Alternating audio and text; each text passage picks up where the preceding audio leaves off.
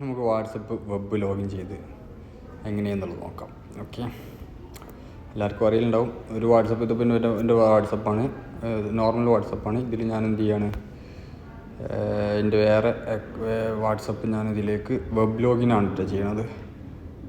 അതിൽ നമുക്ക് വേറെ അക്കൗണ്ട് ആഡ് ചെയ്യാൻ പറ്റും, പക്ഷെ ഞാനത് ചെയ്യണില്ല.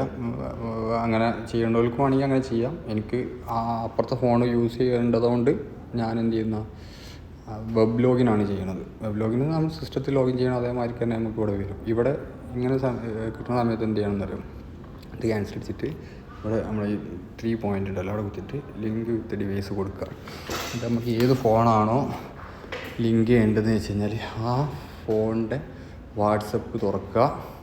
വാട്സപ്പ് തുറന്നിട്ട് അതിൽ സ്കാൻ ചെയ്യാം. ഈ QR കോഡ് അതിൽ സ്കാൻ ചെയ്ത് കഴിഞ്ഞാൽ അതിൽ ലിങ്ക് ഡിവൈസ് പോയിട്ട് സ്കാൻ ചെയ്ത് കഴിഞ്ഞാൽ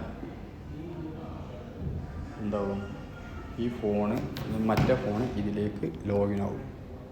അപ്പോൾ കണ്ടോ, ഇതാണ് ഇതിൻ്റെ പരിപാടി. ഓക്കെ, അപ്പോൾ നമ്മൾ ലോഗ്സും കാര്യങ്ങളൊക്കെ അവിടെ തന്നെ ഉണ്ടാവും, ഒന്നും പോകില്ല. മറ്റേ ഫോണിൽ അവിടെ തന്നെ ഉണ്ടാവും. വെബിൽ ലോഗിൻ ചെയ്യണമായിരിക്കും നമുക്കിവിടെ കിട്ടും ചെയ്യും, അതിന് കോപ്പി ഇവിടെ കിട്ടും ചെയ്യും. ഓക്കെ.